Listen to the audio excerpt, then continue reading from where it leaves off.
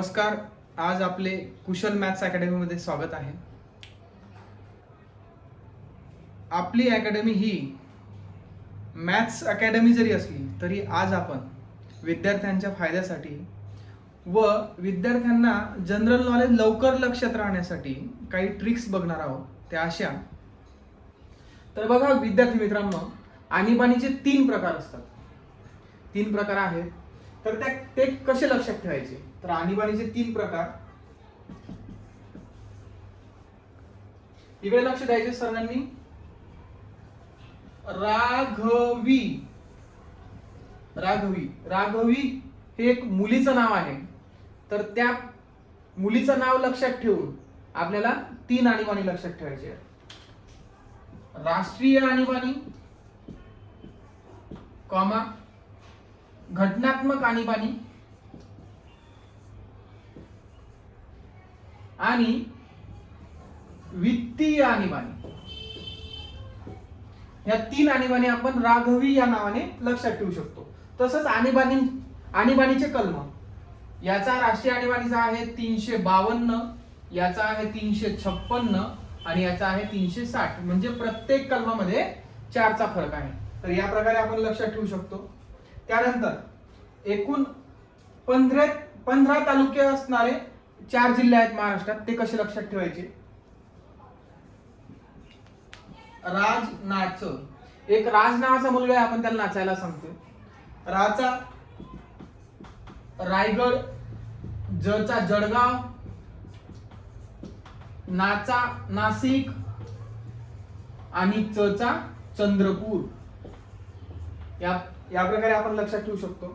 तसंच महाराष्ट्रात दोन जिल्हे असे आहेत ज्याच्यात 16 तालुके येतात.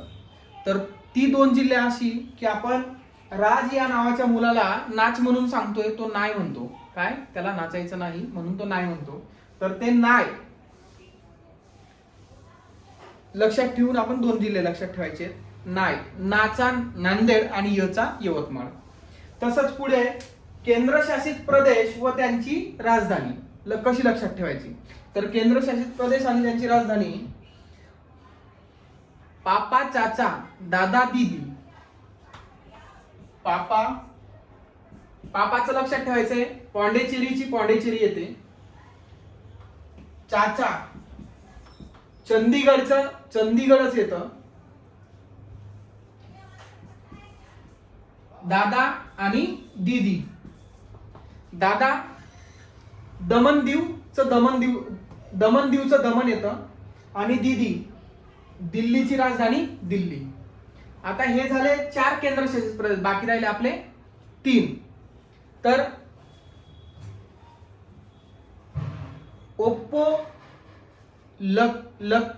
ओप्पो, दासी आणि लक्षवती. तर दासीचं काय? दादरा नगर हवेली, त्याचं सिल्वासा. दासी याचं दादरा नगर हवेली, त्याचं सिल्वासा.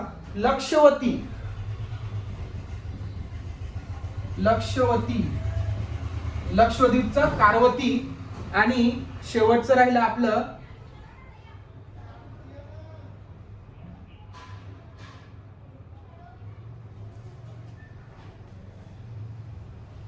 ओप्पो. अंदमान निकोबार याचं पोर्ट ब्लेअर. याचं काय लक्षात ठेवायचं तुम्हाला? ओप्पो अंदमान निकोबारचं पोर्ट ब्लेअर. पुढे आहे दगडी कोळसाचे 4 प्रकार. दगडी कोळशाचे 4 प्रकार ते आपल्याला असे लक्षात ठेवायचे की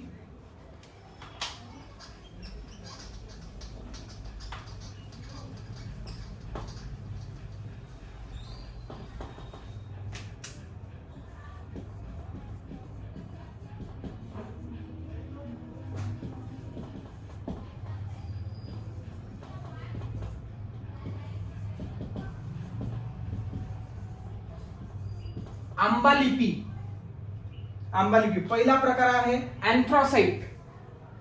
दुसरा बाचा आहे बिटुमिनस. आणि लिपी, लिग्नाइट आणि पीठ, हे 4 प्रकार आहेत, लिग्नाइट आणि पीठ. पुढचा आहे इंद्रधनुष्य. इंद्रधनुष्य जो असतो त्याच्यात 7 रंग असतात. तर ते 7 रंग कसे लक्षात ठेवायचे?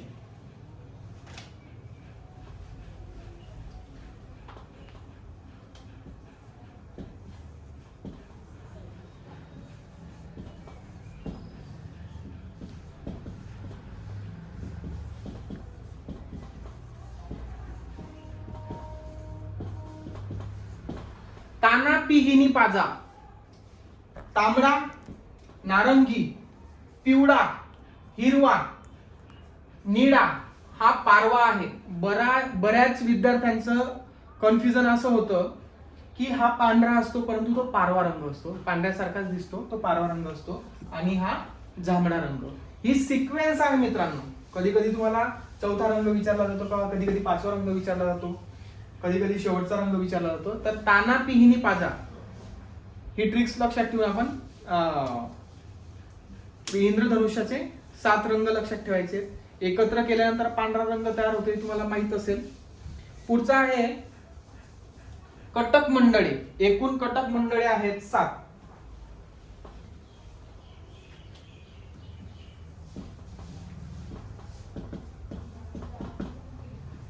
तर ती अशी लक्षात ठेवायची आपल्याला. देवनगर, देवनगर, कामनगर आणि खपुदे. बघा, देवनगर, देवडाली, अहमदनगर, कामनगर, कामठी आणि छत्रपती संभाजीनगर, खपुदे, खडकी, पुणे आणि देहूरोड. देवनगर, कामनगर आणि खपुदे हे ट्रिक्स लक्षात घेतल्यानंतर आपले 7 कटक मंडळे लक्षात येतात. पुढचा आहे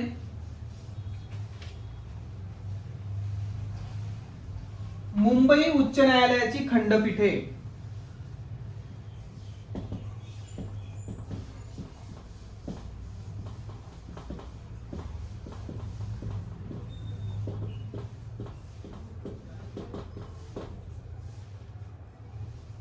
मुंबई उच्च न्यायालयाची 3 खंडपीठे आहेत. ते आपल्याला अशी लक्षात ठेवायची आहेत. नासपती, नासपती, नागपूर, संभाजीनगर आणि पतीचं पणजी. नासपती हे ट्रिक्स लक्षात ठेवून आपल्याला 3 खंडपीठे लक्षात ठेवायची आहेत. नंतर भारत देशात एकूण 7 राज्य अशी आहेत, त्याच्यात विधान परिषद आहे 7 राज्यांमध्ये. तर ते 7 राज्य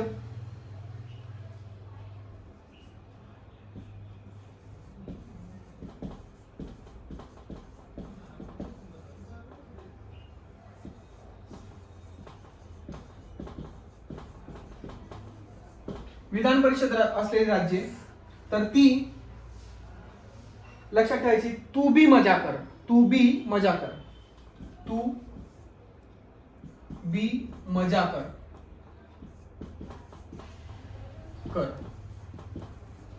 तर मित्रांनो, टी, टी म्हणजे तेलंगणा, यू म्हणजे उत्तर प्रदेश, बी म्हणजे बिहार, एम म्हणजे महाराष्ट्र, जे म्हणजे जम्मू काश्मीर, ए म्हणजे आंध्रा आणि कर म्हणजे कर्नाटक. तर ही 7 राज्य आहेत.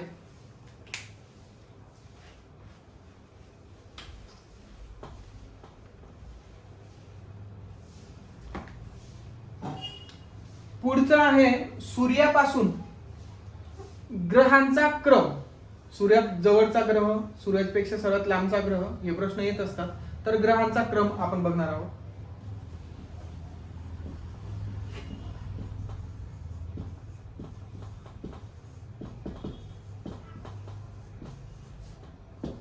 तर त्यासाठी ट्रिक्स आहे. बीएसपी मंगू सन, बीएसपी मंगू सन, SUN सन. बीएसपी, बीचा बुध, एस चा शुक्र, पी चा पृथ्वी, मंगू मंगळ, गुरु सन, शनी युरेनस आणि नेपच्यून. या प्रकारे आपण सूर्यापासून जो ग्रहांचा क्रम आहे तो लक्षात ठेवायचा आहे.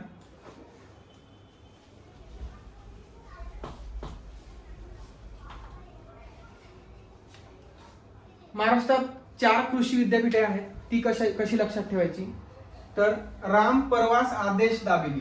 राम, परवास, आदेश आणि दाबेली.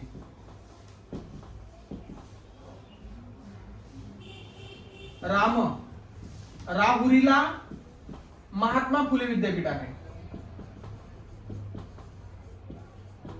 महात्मा फुले विद्यापीठ आहे. परवास, परभणीला वसंतराव नाईक,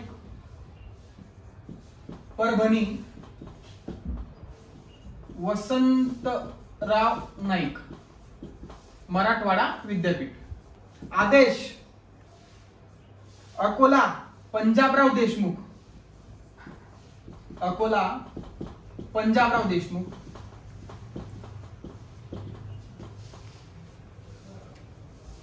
पंजाबराव देशमुख. दाबेली, दापोलीला बाळासाहेब सावंत,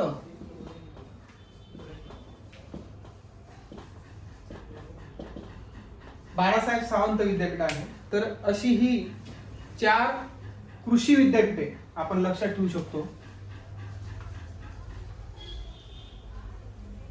यानंतर जिल्ह्यांचे विभाजन.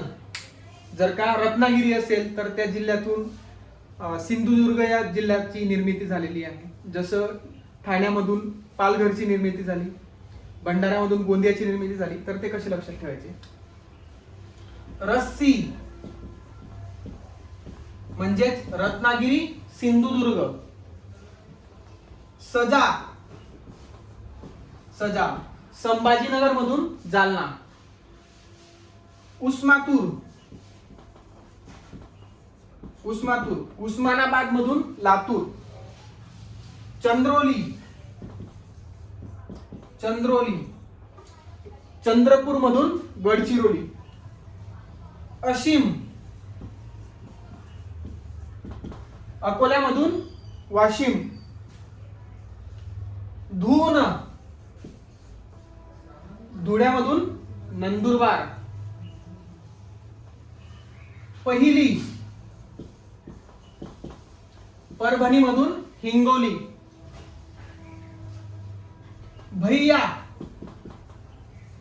भंडाऱ्यामधून गोंदिया. आणि ठाणघर, ठाण्यामधून पालघर. ठाणघर, ठाण्यामधून पालघर. तर जिल्ह्यांचं विभाजन आपण असं लक्षात ठेवायचंय. रस्सी, सजा, उस्मातूर, चंद्रोली, अशीम, धून, पहिली, भैया, ठाणघर.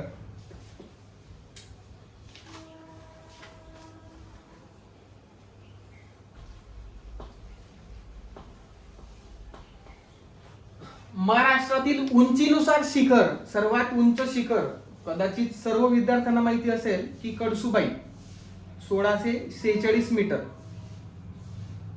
तर तिला ते उंच शिखर लक्षात ठेवायचे. कसा मी हसतो, कळसुबाई, साल्हेर, महाबळेश्वर, हरिश्चंद्रगड, सप्तशृंगीगड आणि तोरणा.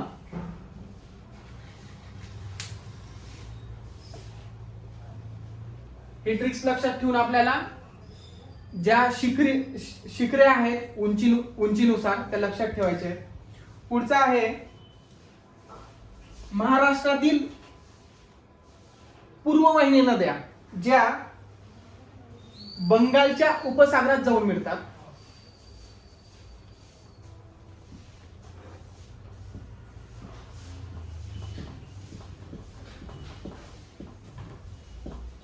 गोभीष्णा,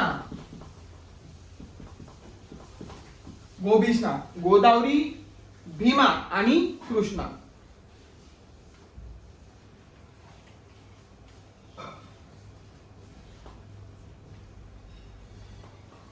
पश्चिमवाहिनी नद्या तान, तान, तापी आणि नर्मदा.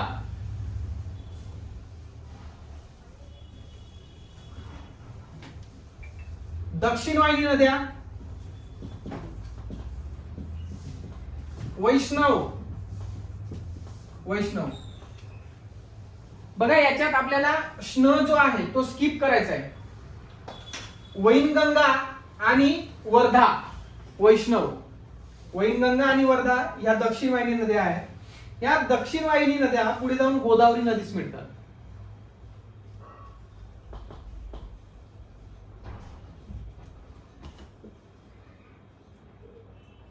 भारतात 7 सिस्टर स्टेट आहेत. ते आपण कसे लक्षात ठेवायचे? एटीएम आणि मम्मी, एटीएम आणि मम्मी.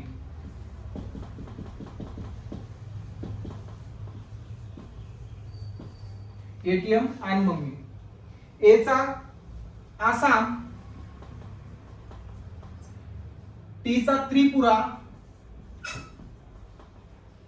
यमचा मेघालय, आचा अरुणाचल प्रदेश, नचा नागालँड. इंग्रजी भाषा बोलली जाणार राज्य आहे, लक्षात ठेवायचं नागालँड. मम्मी मचा मणिपूर, मीचा मिझोराम. असं आपल्याला 7 सिस्टर स्टेट जे आहेत ते लक्षात ठेवायचे.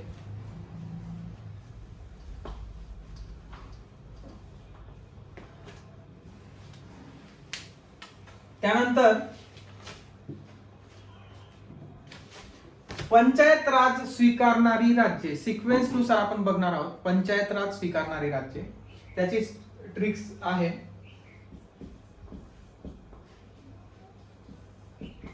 राजकोपम, PUMP पंप.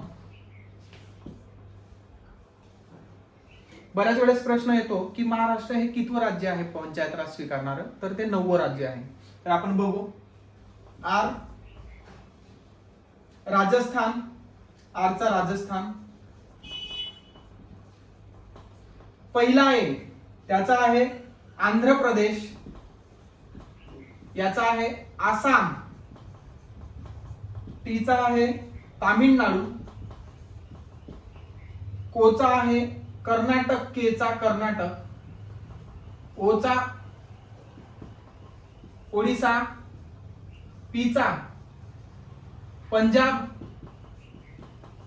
यूचा यूपी. बघा 9व्या नंबरवर महाराष्ट्र येत आहे, MH. आणि शेवटच्या टीचा आहे पश्चिम बंगाल.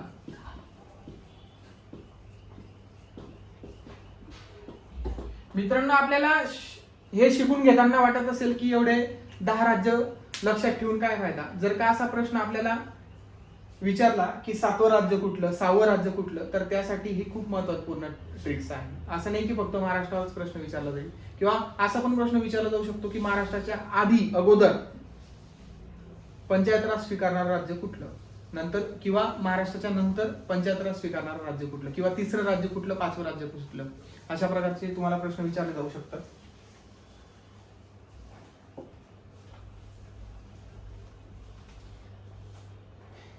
सन 2000 मध्ये 3 राज्यांची निर्मिती झाली होती.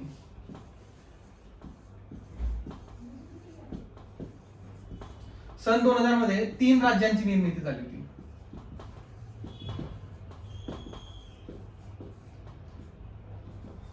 ती 3 राज्ये. छत्री उलटी झाली, छत्री उलटी झाली. छत्तीसगड, छत्तीसगड. उलटी उत्तराखंड झाली, झारखंड.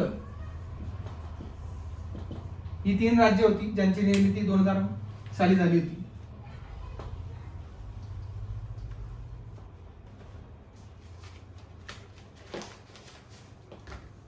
त्यानंतर आपण बघणार आहोत जी महाराष्ट्रात लोकसभेसाठी अनुसूचित जमाती राखीव सीट असतात ती ठिकाण आपण बघणार आहोत. ती एकूण ठिकाण आहे 4. दीपाची नंदनी. काय? दीपाची नंदनी.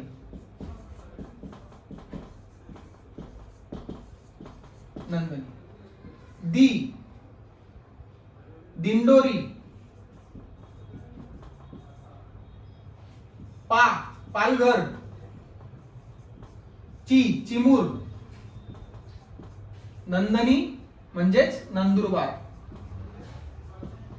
या 4 ठिकाणी लोकसभा अनुसूचित जमाती राखीव मतदारसंघ आहेत हे मतदारसंघ. तर ते कसे लक्षात ठेवायचे आपल्याला? दीपाची नंदनी. पुढे आहेत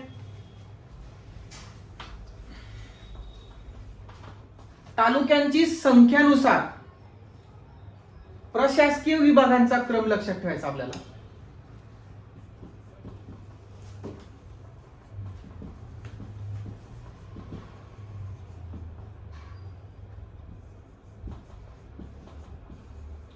प्रशासकीय विभागांचा क्रम तर तो असा लक्षात ठेवायचा आहे. संपत्ती नको. संपत्ती नको. संपत्ती नको.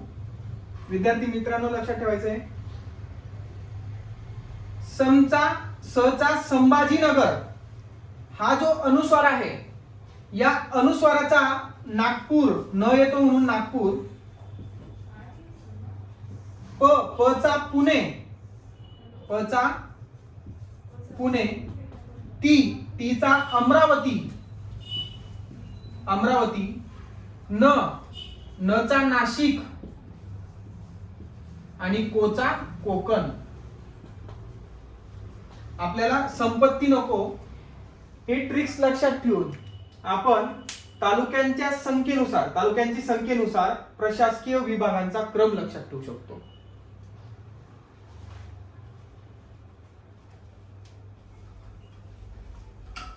आता पुढे आहे जिल्ह्यांच्या संख्येनुसार प्रशासकीय विभागांचा क्रम.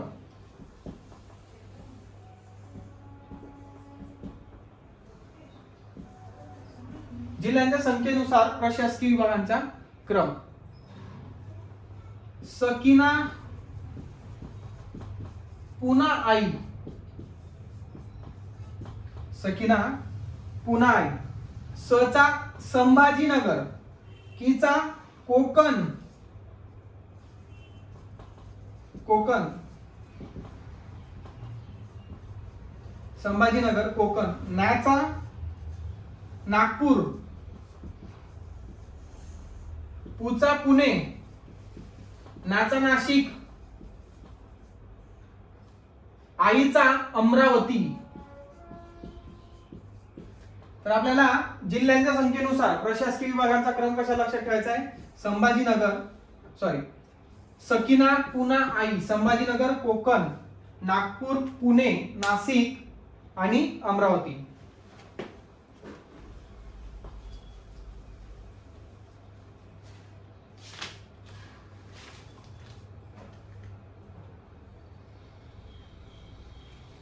नंतर आहे क्षेत्रफळानुसार भारतातील पहिले 3 राज्य. तर ते लक्षात ठेवायचे आपल्याला.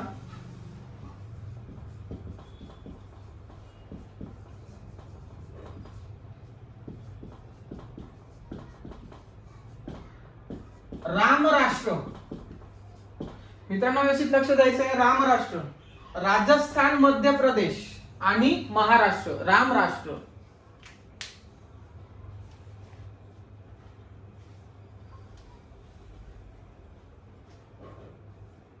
कोकणातील खाड्या ज्यांचा क्रम आपण उत्तरेकडून दक्षिणेकडे, काय उत्तरेकडून दक्षिणेकडे.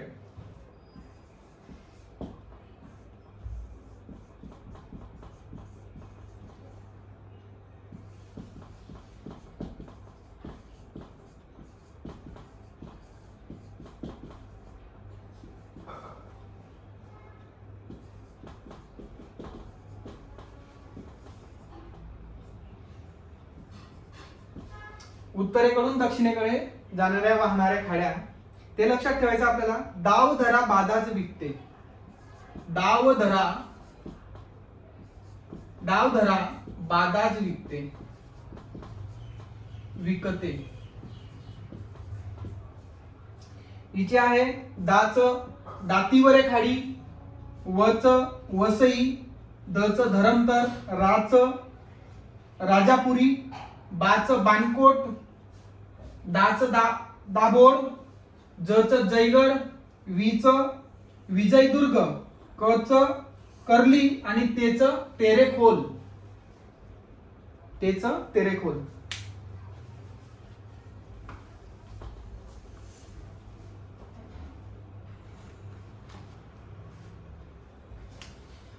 सार्क संघटनेचे देश आहेत मित्रांनो. सार्क संघटनेमध्ये एकूण देश ते आपण बघणार आहोत.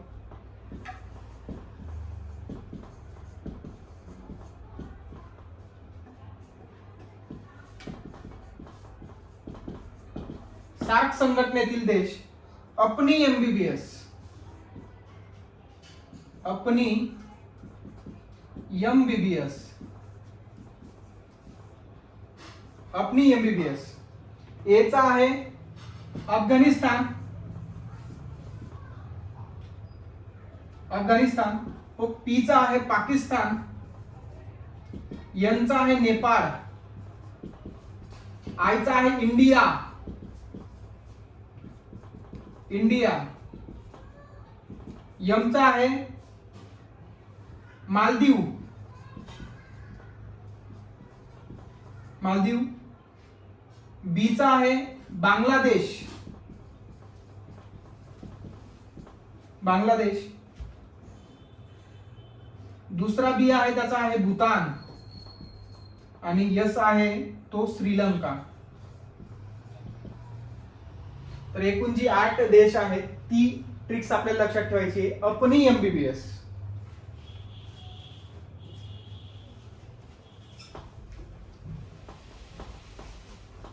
पुढे आहे भारताशी फक्त जमिनीची सीमा लागू असलेले देश.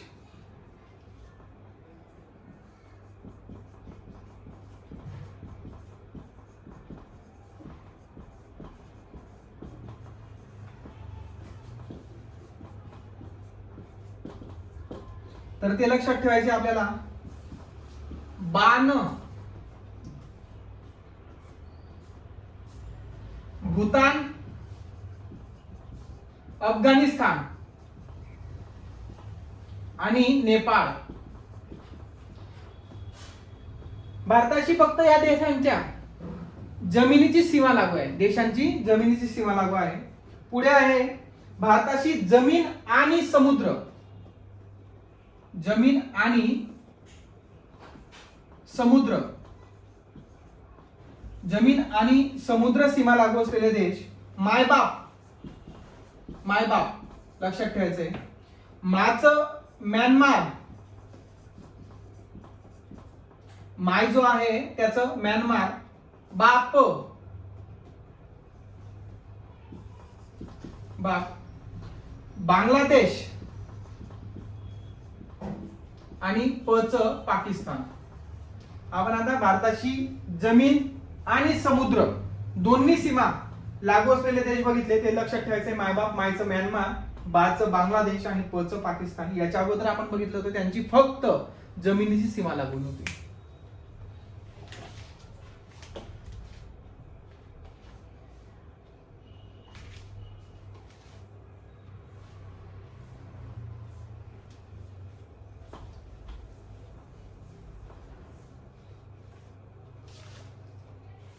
तर मित्रांनो, या ठिकाणी आपल्या शॉर्ट ट्रिक्स संपलेल्या आहेत. संपलेले आहेत असं म्हणता येणार नाही, कारण शॉर्ट ट्रिक्स जवळजवळ माझ्याकडे 70 ते 80 आहेत, परंतु व्हिडिओ हा खूप मोठा होतो, बघण्यास विद्यार्थ्यांना अडचणी जातात, जास्त वेळ बघू शकत नाही, त्याच्यामुळे मी शॉर्ट व्हिडिओ तयार करण्याचा प्रयत्न करतोय. तसंच मित्रांनो, ज्यावेळेस आपण अभ्यास करीत असतो त्यावेळेस आपल्याला 2 प्रकार दिलेले असतात. आता 2 प्रकार जर का म्हटलं, सदिश राशी कुठल्या, अदिश राशी कुठल्या, तर आपण काय करतो, सदिशही लक्षात ठेवतो आणि अदिशही लक्षात ठेवतो. तर त्यावेळेस काय करायचं मित्रांनो, कुठली तरी एक परफेक्ट करायची, व्यवस्थित रिवाईज करायचं आणि एक लक्षात ठेवायचं. एक तर सदिश राशी लक्षात ठेवायची, एक तर अदिश राशी. त्याच्याने काय होतं, परफेक्शन झाल्यानंतर आपल्याला जर का आपल्या सदिश राशी पाठ असतील आणि पर्याय आले 3 सदिश राशीचे आणि एक असेल अदिश राशीचा, आणि तुम्हाला म्हटलेलं असेल की अदिश राशी खालीलपैकी कुठली ती ओळखा, तर आपण सदिश राशी जर का पाठ केलेल्या आहेत संपूर्ण, तर आपण ज्या सदिश राशी असतील त्या सोडून जी राशी आलेली असेल तीच ही अदिश राशी असेल. या प्रकारे तसंच मवाळवादी, जहालवादी हे जे 2 प्रकार आहेत, याच्यात जो मोड, जे समाज सुधारक मोडत होते, दोन्ही लक्षात ठेवण्याऐवजी आपण एकच कुठलं तरी लक्षात ठेवू शकतो आणि ठेवायला पाहिजे. त्याच्याने आपण जे स्मार्ट स्टडी म्हणतो, ही ती पद्धत म्हणता येईल स्मार्ट स्टडीची, तशीच ही सुद्धा स्मार्ट स्टडीची पद्धत म्हणता येईल. तर या प्रकारे आपण अभ्यास केल्यानंतर आपल्याला अवघड जात नाही किंवा जास्त वेळ लागत नाही. तर मित्रांनो, बऱ्याच वेळेस मी तुम्हाला सांगतो की आपला कुशल मॅथ्स अकॅडमीचा व्हिडिओ बघून झाल्यानंतर लाईक, शेअर आणि सबस्क्राईब करा. बरेच तुम्ही फक्त लाईक किंवा शेअर करतात, परंतु सबस्क्राईब करत नाही. तर विनंती आहे की व्हिडिओ बघून झाल्यानंतर तुम्ही लाईक करणार, सबस्क्राईब करणार आणि शेअरही करणार, अशी आपल्याकडून अपेक्षा करतो. आणि पुढचं लेक्चर आपलं गणिताचं असेल, आणि गणिताच्या बाबतीत मजा तेव्हा येईल ज्यावेळेस आपले शाब्दिक उदाहरणं सुरू होतील. शाब्दिक उदाहरणांमध्ये मित्रांनो, जेवढं मला बिना सूत्र, न सूत्र टाकता उत्तरं काढून देता येतील तुमच्यासाठी मला ते समजून देता येईल असा मी प्रयत्न करेन. तसंच शेकडेवारी जे चॅप्टर आहे, 1 वर 2 शून्य ठेवल्यानंतर 100 तयार होतो, 100चा 1 शून्य काढल्यानंतर 10 उरतो, 100चे 2 शून्य काढल्यानंतर 1 उरतो. एवढंच लक्षात ठेवून आपण पूर्ण शेकडेवारी चॅप्टरला शिकून घेणार आहोत. तसंच शेकडेवारी आणि नफा तोटा यामध्ये तफावत आहे की नाही, किंवा काय काय तफावत आहे, किंवा किती कमी प्रमाणात तफावत आहे, हे आपण शिकणार आहोत. पुन्हा सांगतो, आपण व्हिडिओ बघून झाल्यानंतर लाईक, शेअर आणि सबस्क्राईब नक्की करणार. धन्यवाद.